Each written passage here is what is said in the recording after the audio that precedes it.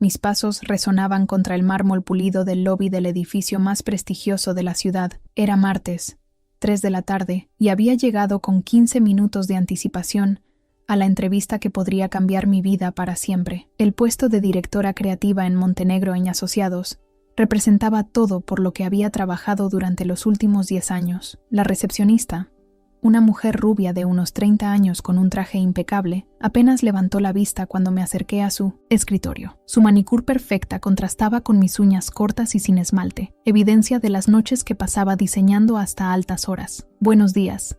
Tengo una cita con el señor Montenegro a las 3:15. Soy Elena Vázquez. La mujer me miró de arriba abajo, con una sonrisa que no llegaba a sus ojos.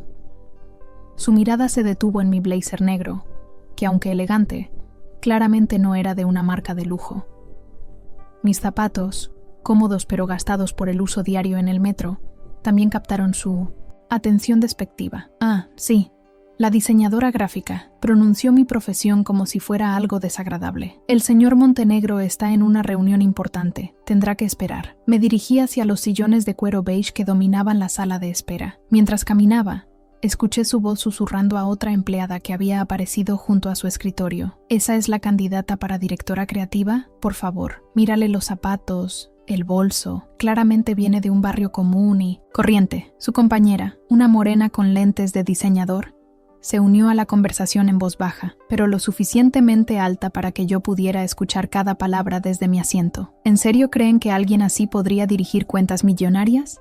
Nuestros clientes son empresarios, políticos, gente de sociedad. Necesitan a alguien de su mismo nivel. La primera recepcionista soltó una risa ahogada. Exacto. Imagínate presentándola en el country club o en las cenas de gala. Sería embarazoso. Aprieta mis manos contra mi portafolio, sintiendo cómo mi confianza se desvanecía con cada palabra. Había invertido años perfeccionando mis habilidades, ganando premios en concursos nacionales de diseño, construyendo una reputación sólida en mi campo. Pero aquí, en este momento, nada de eso parecía importar. Además, continuó la rubia, he visto su trabajo en línea.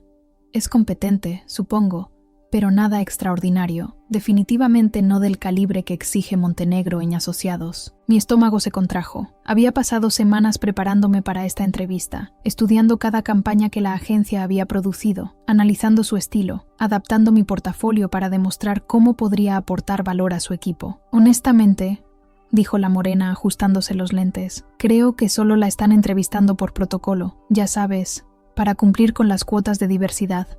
El puesto ya está decidido, claro. Ricardo Montemayor lo tiene asegurado. Su familia y la de Montenegro son socias en varios negocios.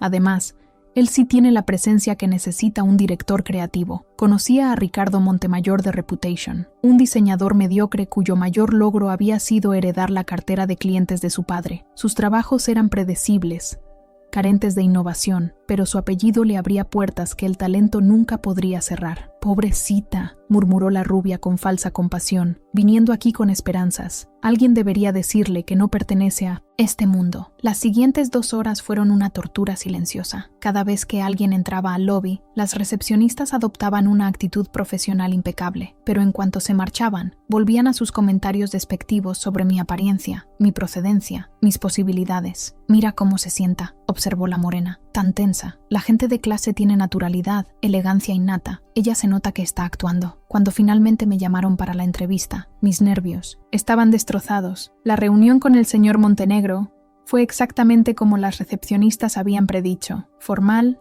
distante, con preguntas que parecían más un cumplimiento de protocolo que un interés genuino en mis capacidades. Muy interesante, señorita Vázquez.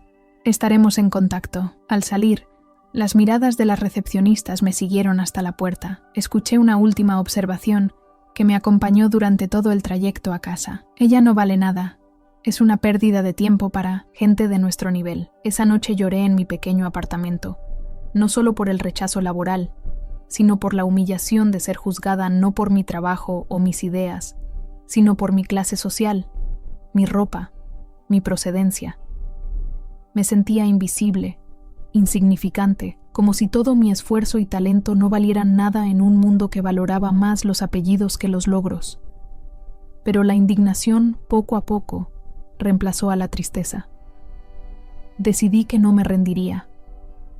Si el mundo corporativo tradicional no me quería, crearía mi propio camino. Los siguientes meses fueron de trabajo incansable. Renuncié a mi empleo seguro pero limitante en una pequeña agencia y fundé mi propia compañía de diseño. Comencé trabajando desde mi apartamento, tomando proyectos pequeños, construyendo una cartera de clientes leales que valoraban la creatividad sobre el pedigrí. Mi estrategia era diferente. Mientras las grandes agencias se enfocaban en impresionar con oficinas lujosas y cenas costosas, yo me concentraba en resultados. Mis diseños eran innovadores, mis campañas efectivas, mis precios competitivos. El primer cliente importante llegó por accidente. Una startup tecnológica necesitaba una campaña urgente, y Montenegro & Asociados había rechazado el proyecto por considerarlo poco prestigioso. Yo lo tomé y creé una campaña que se volvió viral, generando millones de visualizaciones y positioning la marca como líder en su sector. A medida que mi reputación crecía, comenzaron a llegar clientes más grandes, empresas que habían sido rechazadas por las agencias establecidas por no ser suficientemente exclusivas. Encontraban en mi compañía un socio que las entendía y las ayudaba a crecer. 2 años después de aquella humillante experiencia, mi agencia había crecido a 15 empleados. Habíamos ganado 3 premios internacionales de publicidad y nuestros ingresos superaban los de muchas agencias tradicionales. La ironía llegó cuando Montenegro & Asociados se acercó discretamente, queriendo asociarse conmigo para competir por una cuenta gubernamental importante. Su representante, visiblemente incómodo, explicó que necesitaban mi perspectiva fresca y mi conexión con audiencias diversas. Rechacé la propuesta educadamente. El momento que cambiaría todo llegó en forma de una investigación periodística. Un reportero había estado siguiendo casos de corrupción en el sector publicitario y Montenegro & Asociados apareció en el centro del escándalo. La agencia había estado sobrefacturando contratos gubernamentales, manipulando licitaciones y pagando sobornos a funcionarios públicos durante años. Cuando el escándalo estalló, las empresas comenzaron a buscar desesperadamente agencias limpias, éticas, con reputaciones intachables. Mi compañía, construida sobre principios de transparencia y honestidad, se convirtió súbitamente en la opción más deseable de la ciudad. El día que salió el artículo en primera plana, decidí hacer una visita de cortesía al edificio donde todo había comenzado. Entré al mismo lobby de mármol, pero esta vez como la directora de una de las agencias de publicidad más exitosas y respetadas de la región. La recepcionista rubia seguía en su puesto. Su expresión cambió dramáticamente cuando me reconoció, pasando de la sorpresa al pánico cuando leyó mi nombre en la tarjeta de presentación que le extendí. Señora Vázquez. Qué sorpresa verla por aquí. Su compañera, la morena de los lentes de diseñador, había palidecido notablemente. Ambas habían leído las noticias, sabían que Montenegro & Asociados estaba al borde del colapso, mientras que mi agencia había sido mencionada como el futuro de la publicidad ética en múltiples medios. Vengo a presentar una propuesta, dije con calma, disfrutando el momento. Entiendo que su agencia está atravesando dificultades y algunos de sus empleados podrían estar buscando nuevas oportunidades. El silencio en el lobby era palpable. Otros empleados se habían acercado, discretamente, escuchando la conversación. Todos conocían mi historia en la empresa. Todos recordaban mi humillante rechazo años atrás. Estoy expandiendo mi equipo, continué, y siempre he creído en dar oportunidades a personas talentosas, independientemente de su procedencia o su situación actual. La rubia tartamudeó una respuesta incoherente. Su compañera simplemente miraba hacia el suelo, incapaz de sostener mi mirada. Por supuesto, entiendo que trabajar en mi empresa requiere ciertos valores que quizás no todos comparten. Respeto por las personas, profesionalismo, ética de trabajo, pequeños detalles que hacen la diferencia. En ese momento, el señor Montenegro apareció desde los elevadores, su rostro mostrando el estrés de las últimas semanas. Cuando me vio, su expresión mezcló sorpresa, respeto y una pizca de desesperación. Elena, qué inesperado placer. He estado siguiendo tu éxito. Impresionante lo que has logrado. Gracias, señor Montenegro. He venido a ofrecer mi apoyo en estos momentos difíciles. Tal vez podemos discutir cómo ayudar a su personal a encontrar nuevas oportunidades. Su mirada se dirigió brevemente hacia las recepcionistas, que permanecían en silencio, y luego regresó a mí con una expresión de comprensión. Sería un honor. ¿Podríamos hablar en privado? Mientras caminábamos hacia su oficina, Escuché el murmullo nervioso que había dejado atrás en la recepción. Las mismas voces que antes me habían juzgado y humillado, ahora susurraban con ansiedad sobre su futuro laboral. La reunión fue breve pero productiva. Montenegro & Asociados cerraría sus operaciones en 6 meses, y yo había acordado entrevistar a cualquier empleado interesado en unirse a mi empresa. Con una condición: cada candidato tendría que pasar por el mismo proceso riguroso que aplicaba a todos, basado únicamente en mérito y valores. Al salir de la oficina, me dirigí nuevamente hacia la recepción. Las 2 mujeres me miraron con una mezcla de esperanza y terror. Señoritas, dije dirigiéndome a ellas directamente, si están interesadas en explorar oportunidades en mi empresa, pueden enviar sus currículums. Evaluaré a todas las candidatas por igual, sin importar su historia previa. La rubia asintió repetidamente, su arrogancia anterior completamente desvanecida. Sí, señora Vázquez. Muchas gracias por la oportunidad. Nosotras, realmente apreciamos su generosidad. No es generosidad, respondí firmemente. Es justicia. Todos merecemos ser juzgados por nuestras acciones y nuestro trabajo, no por prejuicios o apariencias. Mi compañera de al lado finalmente encontró su voz. Señora Vázquez, queremos disculparnos por aquella vez. No estuvo bien, no la conocíamos. Es cierto. No me conocían, pero eso no justifica el trato que me dieron. En mi empresa valoramos el respeto hacia todas las personas, especialmente hacia aquellas que están en momentos vulnerables. El mensaje era claro: si querían trabajar conmigo, tendrían que demostrar no solo competencia profesional, sino también crecimiento personal y madurez emocional. 3 meses después, mi empresa se había mudado a un edificio más grande y moderno. Habíamos contratado a 12 nuevos empleados, incluyendo a 3 personas que anteriormente trabajaban en Montenegro & Asociados. Curiosamente, ninguna de las 2 recepcionistas había aplicado. La industria publicitaria había cambiado. Los clientes ahora priorizaban agencias con valores sólidos, historias auténticas y conexiones reales con audiencias diversas. Mi empresa, nacida de la adversidad y construida sobre principios de inclusión y mérito, se había convertido en el modelo a seguir. El edificio donde ahora trabajaba tenía un lobby igualmente elegante, pero la atmósfera era completamente diferente. Nuestro equipo de recepción, formado por profesionales diversos y talentosos, trataba a cada visitante con respeto genuino, independientemente de su apariencia o procedencia. Durante la inauguración de 1900, nuestras nuevas oficinas, varios medios de comunicación cubrieron el evento. Entre los asistentes se encontraban clientes, competidores y figuras importantes de la industria. En mi discurso, decidí compartir la historia completa de mis inicios. Esta empresa nació del rechazo. Comencé, mirando a la audiencia que incluía a varios ex empleados de Montenegro & Asociados. Nació de la convicción de que el talento no tiene apellido, la creatividad no tiene clase social, y el éxito se construye con trabajo duro y valores sólidos. Continué relatando mi experiencia en aquella recepción, sin mencionar nombres específicos, pero siendo clara sobre las lecciones aprendidas. Aprendí que la verdadera valía de una persona no se mide por su ropa o sus conexiones, sino por su carácter, su dedicación y su capacidad de crecer. Al finalizar el evento, una joven diseñadora se me acercó. Era evidente que venía de un background humilde, similar al mío años atrás. Su portfolio mostraba talento bruto, pero necesitaba pulirse. Señora Vázquez, me inspira mucho su historia. Vengo de un barrio difícil y a veces siento que no encajo en este mundo de la publicidad. Le sonreí, recordando mis propios miedos e inseguridades. El mundo de la publicidad necesita voces auténticas, perspectivas diferentes. Tu origen no es una limitación, es tu superpoder. Te permite conectar con audiencias que otros no entienden. La contraté ese mismo día como diseñadora junior.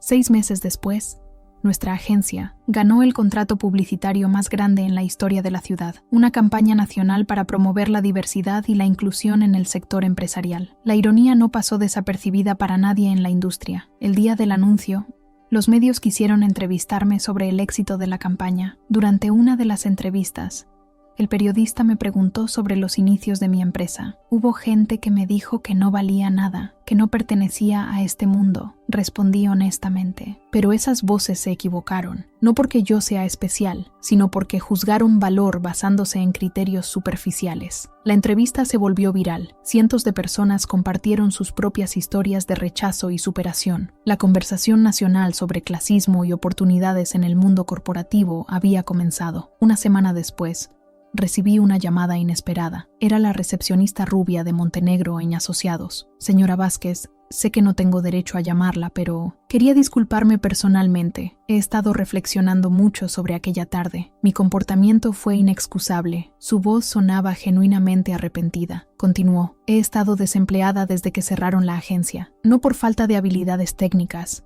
sino porque me di cuenta de que necesito crecer como persona antes de poder contribuir positivamente a cualquier lugar de trabajo. Aprecio tu honestidad, le respondí. ¿Qué has estado haciendo para crecer? He estado trabajando como voluntaria en organizaciones comunitarias, tomando cursos sobre diversidad e inclusión y reflexionando sobre mis prejuicios inconscientes. Sé que tengo mucho trabajo por hacer en mí misma. Era una conversación que no esperaba, pero que me llenó de esperanza. El cambio real era posible cuando las personas estaban dispuestas a enfrentar sus propias fallas y trabajar para superarlas. Envíame tu currículum, le dije finalmente. No te garantizo nada, pero creo en las segundas oportunidades para quienes demuestran crecimiento genuino. 3 meses de proceso de entrevistas y evaluaciones después, la contraté como coordinadora de recursos humanos. Su primera responsabilidad fue desarrollar protocolos para asegurar que todos los candidatos fueran tratados con dignidad y respeto durante el proceso de selección.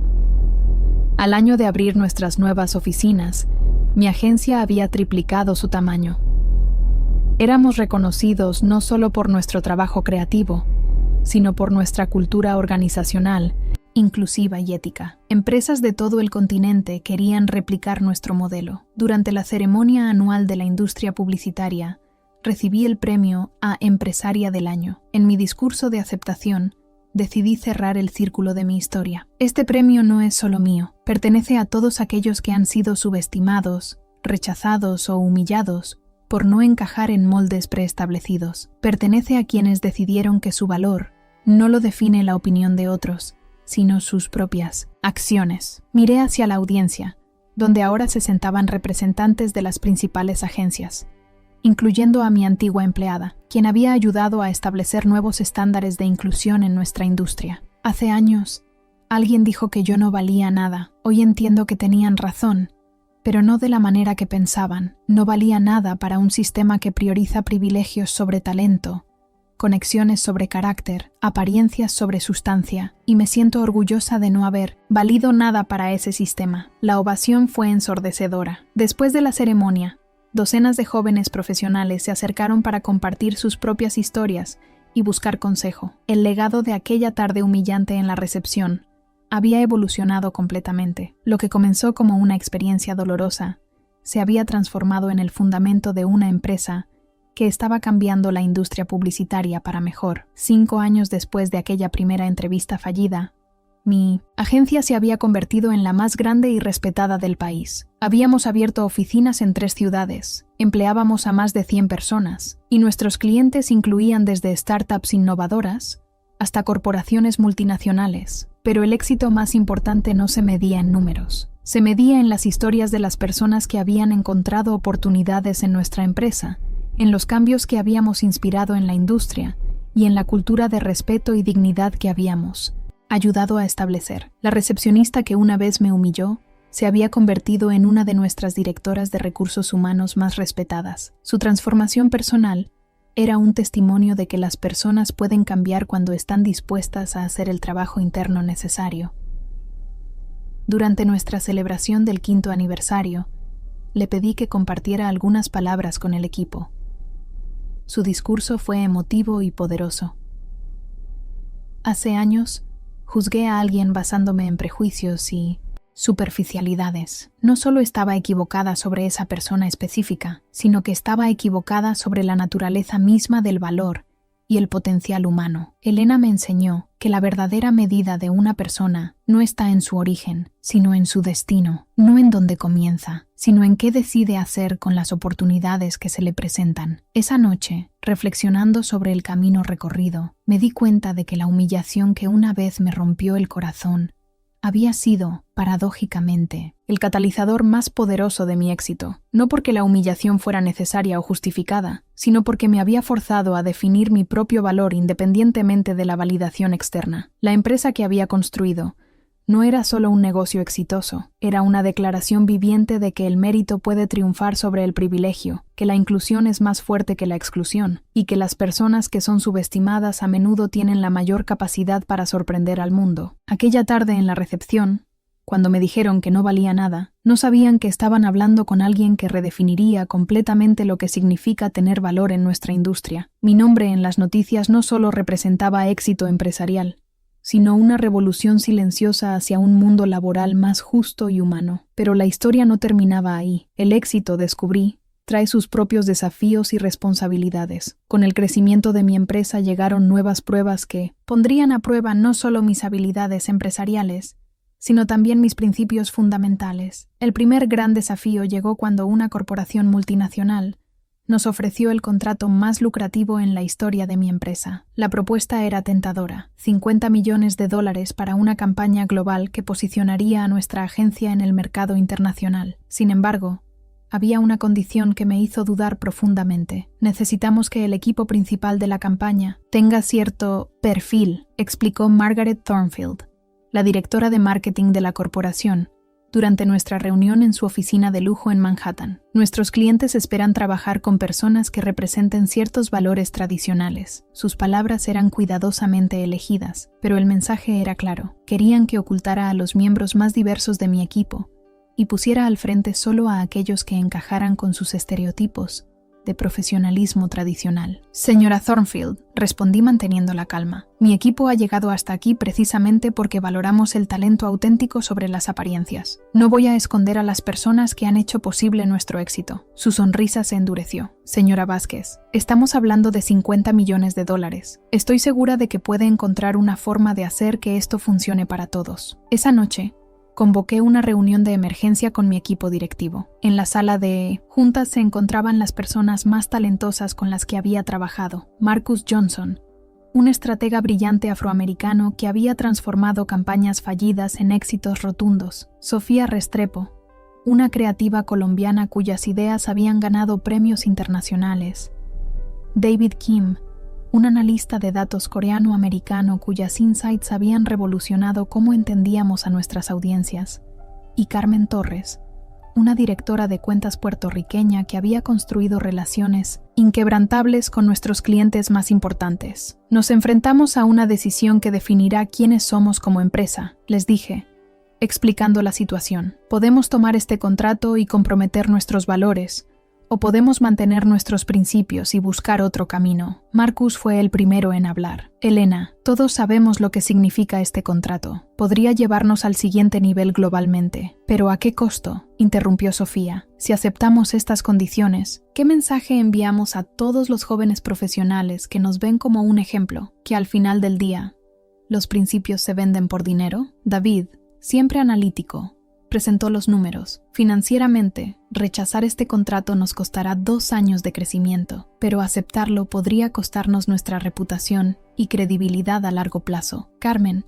que había sido la más silenciosa, finalmente habló. Hace 3 años, ustedes me dieron una oportunidad cuando ninguna agencia grande quería contratar a una mujer latina para dirigir cuentas importantes. Hoy soy una de las directoras de cuentas más exitosas del país. Si cedemos a estas presiones, traicionamos no solo nuestros valores, sino a todas las personas que han confiado en nosotros. La decisión fue unánime. Al día siguiente, llamé a Margaret Thornfield y rechacé el contrato. Su respuesta fue fría y amenazante. Esto es un error, señora Vázquez. En esta industria, las oportunidades como esta no aparecen 2 veces. Espero que no se arrepienta de su decisión. Las consecuencias llegaron rápidamente. La corporación no solo retiró su oferta, sino que utilizó su influencia para presionar a otros clientes potenciales. Durante 3 meses, perdimos varias cuentas importantes y nuestro crecimiento se estancó. Los medios especializados comenzaron a especular sobre las dificultades financieras de mi empresa. Algunos artículos sugerían que mi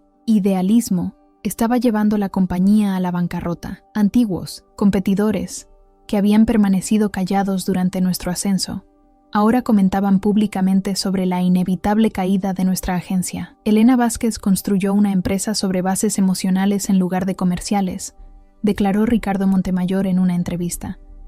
Era solo cuestión de tiempo antes de que la realidad del mercado la alcanzara. Sus palabras dolían no porque fueran ciertas, sino porque representaban exactamente la mentalidad que había combatido durante años.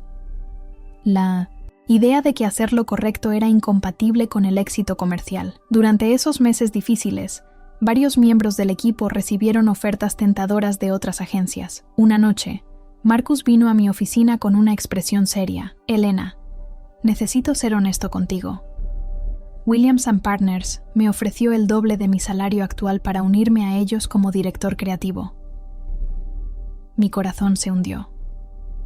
Marcus no era solo un empleado talentoso, era uno de los pilares de nuestra cultura organizacional. Entiendo completamente si decides irte, le dije, aunque por dentro sentía que mi mundo se desmoronaba. No puedo competir financieramente con ofertas como esa. Marcus se quedó en silencio por un momento, luego sonrió. Ya les dije que no. El dinero es tentador, pero trabajar en un lugar donde puedo ser completamente auténtico, donde mis ideas son valoradas por su mérito y no filtradas a través de prejuicios, eso no tiene precio. Su lealtad me conmovió profundamente, pero también aumentó mi responsabilidad. No solo tenía que salvar mi empresa, sino que tenía que hacerlo sin traicionar la confianza de las personas que habían apostado por mí. La salvación llegó de una fuente inesperada, una serie de startups tecnológicas dirigidas por emprendedores jóvenes, y diversos habían estado siguiendo nuestra historia. Estos empresarios, muchos de los cuales habían enfrentado su propio rechazo por parte del establishment tradicional, vieron en nuestra agencia un reflejo de sus propias luchas. El primero en acercarse fue Jamal Washington, fundador de una plataforma de fintech que democratizaba el acceso a servicios bancarios en comunidades subrepresentadas. Elena, he seguido tu historia desde el principio. Lo que acabas de hacer, rechazar ese contrato, eso es exactamente el tipo de integridad que necesito en mi equipo de marketing. Quiero que manejen nuestra expansión nacional. Su contrato no era tan grande como el que habíamos rechazado, pero representaba algo más valioso: la validación de que existía un mercado para empresas que operaban con principios éticos. Pronto, otros emprendedores siguieron su ejemplo. En 6 meses, habíamos firmado contratos con 12 startups innovadoras, una fundación internacional de derechos humanos y 3 universidades que querían modernizar su imagen para atraer estudiantes diversos. Pero el momento verdaderamente transformador llegó cuando recibí una llamada de Amanda Richardson, directora ejecutiva de Richardson Media Group, uno de los conglomerados de medios más grandes del mundo. Señora Vázquez, he estado observando su empresa con gran interés. Su rechazo a comprometer sus valores, incluso bajo presión financiera, es exactamente el tipo de liderazgo que necesitamos en nuestra industria. Richardson Media Group no solo nos ofreció un contrato multimillonario para manejar sus campañas de responsabilidad social corporativa, sino que propuso una alianza estratégica que nos daría acceso a mercados internacionales. Queremos asociarnos con agencias que representen el futuro de la comunicación, no el pasado, explicó Amanda durante nuestra reunión. Su enfoque en inclusión auténtica y storytelling genuino es exactamente hacia donde se dirige la industria. La alianza con Richardson Media Group marcó el inicio de una nueva fase de crecimiento exponencial. En un año, abrimos oficinas en Londres, Sao Paulo y Tokio. Nuestro equipo creció a más de 300 empleados en 4 continentes. Pero con el éxito internacional, llegaron nuevos desafíos culturales. Cada mercado tenía sus propias complejidades relacionadas con diversidad, inclusión y representación. Lo que funcionaba en Estados Unidos no necesariamente se traducía directamente a otros contextos culturales. En Brasil, por ejemplo, enfrentamos críticas de algunos sectores que consideraban nuestro enfoque como imperialismo cultural estadounidense.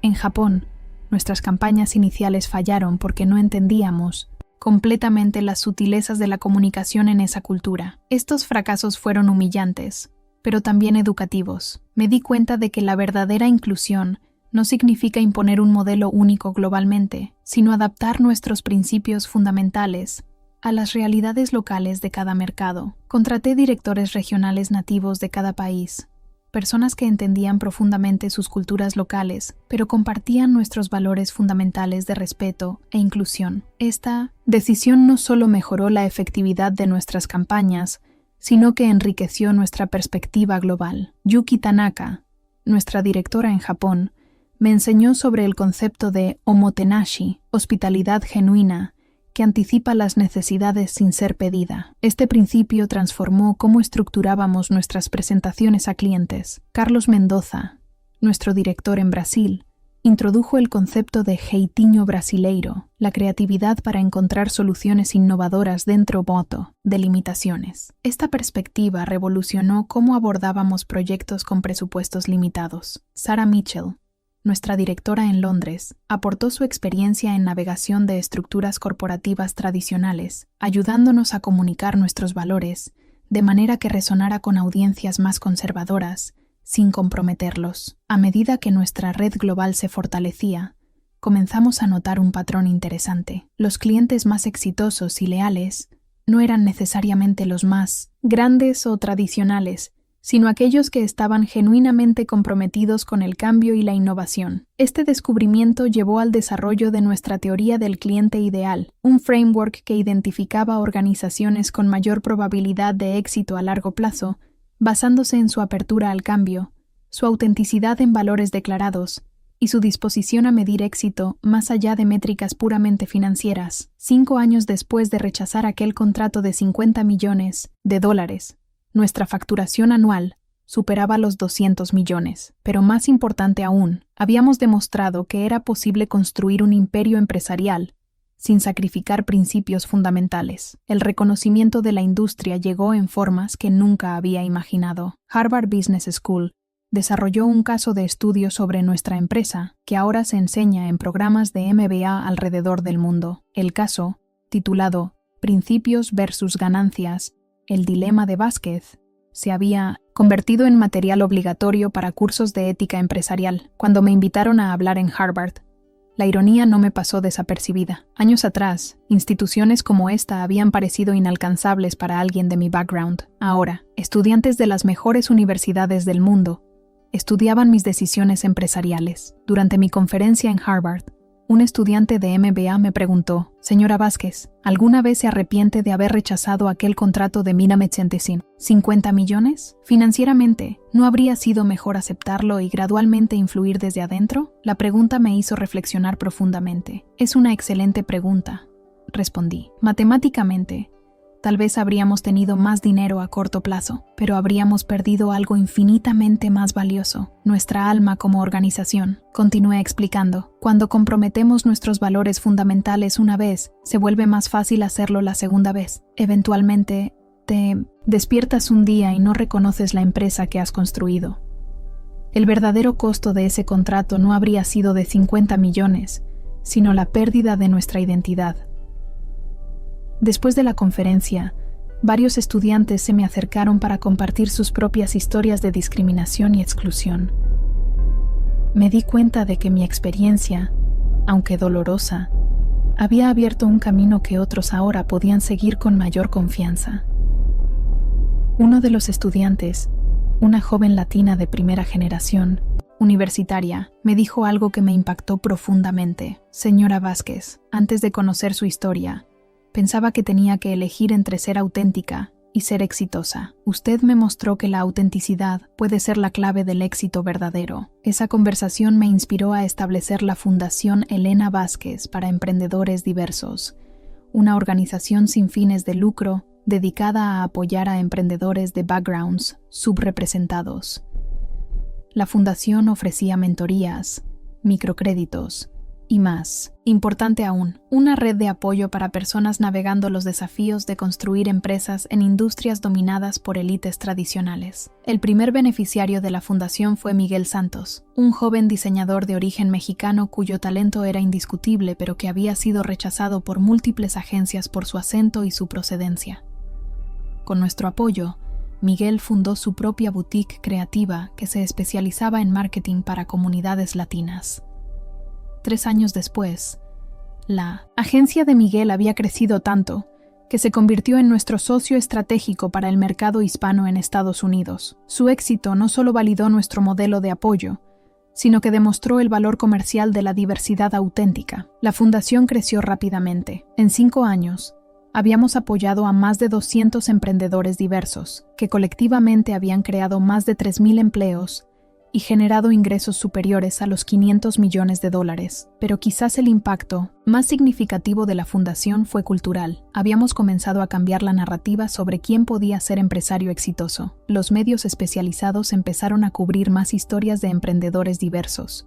Los inversores comenzaron a buscar activamente startups fundadas por minorías, y las escuelas de negocios empezaron a diversificar sus programas y profesorado. Durante este periodo de crecimiento e impacto social, también enfrenté desafíos personales significativos. El éxito había traído reconocimiento, pero también una presión constante de ser perfecta, de representar no solo a mi empresa, sino a todas las mujeres emprendedoras latinas. Esta presión se manifestó de maneras inesperadas. Cada decisión empresarial era escrutinizada no solo por su mérito comercial, sino como un reflejo de las capacidades de liderazgo de las mujeres minoritarias. Cada error era magnificado, cada éxito minimizado o atribuido a suerte o políticas de diversidad. El punto de quiebre llegó durante una conferencia de la industria, donde un periodista me preguntó: «Señora Vázquez, ¿cree que su éxito se debe a sus habilidades empresariales o a las oportunidades creadas por iniciativas de diversidad?» La pregunta me enfureció, no por ser personal, sino porque nunca había escuchado que le hicieran una pregunta similar a mis colegas masculinos blancos. Decidí responder directamente. Esa pregunta revela exactamente el tipo de sesgo que motivó la creación de mi empresa. Mis resultados hablan por sí solos. Hemos superado financieramente a agencias con décadas de ventaja. Hemos ganado más premios internacionales que cualquier agencia nueva en los últimos 20 años. Y hemos creado miles de empleos. Si eso es resultado de iniciativas de diversidad, entonces necesitamos más iniciativas de diversidad. El video de mi respuesta se volvió viral, generando una conversación nacional sobre los sesgos inconscientes que enfrentan los líderes empresariales diversos. Pero también atrajo críticas de sectores que preferían mantener el status quo. Las críticas llegaron principalmente a través de redes sociales y comentarios anónimos, pero algunas fueron más directas. Recibí cartas amenazantes, comentarios despectivos sobre mi apariencia y mi acento, e intentos de desacreditar mi trabajo, atribuyéndolo a otros miembros de mi equipo. Inicialmente, traté de ignorar estas críticas, pero cuando comenzaron a afectar a mi equipo y mi familia, decidí tomar acción. Contraté un equipo de seguridad y implementé protocolos de protección para todos nuestros empleados de alto perfil. Pero más importante aún, utilicé estas experiencias para fortalecer mi mensaje. En cada presentación pública, comencé a abordar directamente los sesgos y microagresiones que enfrentan los líderes diversos, no como quejas personales, sino como barreras sistémicas que limitaban el potencial económico de nuestras sociedades. Cuando subestimamos el talento basándonos en prejuicios, explicaba en mis conferencias, no solo lastimamos a individuos, sino que desperdiciamos recursos humanos que podrían estar generando innovación y crecimiento económico. Esta perspectiva resonó especialmente con audiencias empresariales que podían no sentir empatía personal por las experiencias de discriminación, pero sí entendían el costo económico de la ineficiencia en recursos humanos. Gradualmente, el tono de la conversación pública comenzó a cambiar. Lo que había comenzado como ataques personales se transformó en debates más sustantivos sobre mérito, oportunidad y potencial económico de la diversidad. A medida que mi empresa entraba en su 10º año, reflexioné sobre el camino recorrido desde aquella tarde humillante en la recepción. La niña que había sido menospreciada por su origen, ahora lideraba una organización global que empleaba a más de 500 personas en 6 países. Pero el verdadero éxito no se medía en números de empleados o facturación anual, se medía en las cartas que recibía de jóvenes profesionales que habían encontrado el valor para perseguir sus sueños después de conocer mi historia. Se medía en los cambios de política que algunas empresas habían implementado después de trabajar con nosotros. se medía en la normalización gradual de ver líderes diversos en posiciones de poder. Durante la celebración del 10º aniversario de mi empresa, decidí hacer algo que había evitado durante años: visitar el edificio donde todo había comenzado, el espacio donde anteriormente funcionaba Montenegro en Asociados. Ahora alojaba una startup tecnológica fundada por 3 mujeres inmigrantes. Cuando entré al lobby, ahora renovado con un diseño moderno y acogedor, la recepcionista, una joven afroamericana, me saludó con una sonrisa genuina y profesional. ¿En qué puedo ayudarle? Solo estoy recordando, le respondí. Hace años tuve una experiencia importante en este edificio. Mientras conversábamos brevemente, me di cuenta de que ella no tenía idea de quién era yo o de la historia asociada con ese lugar. Para ella, era simplemente otro día de trabajo en un ambiente que claramente valoraba la profesionalidad y el respeto. Esa normalidad, esa ausencia de drama, era en sí misma una victoria. El mundo había cambiado lo suficiente como para que una joven profesional diversa pudiera trabajar en un lobby elegante sin que eso fuera extraordinario o comentado. Al salir del edificio, me crucé con una placa pequeña pero significativa junto a la entrada: zona libre de discriminación. Todos los visitantes y empleados son tratados con dignidad y respeto. Era un recordatorio pequeño pero poderoso de que el cambio,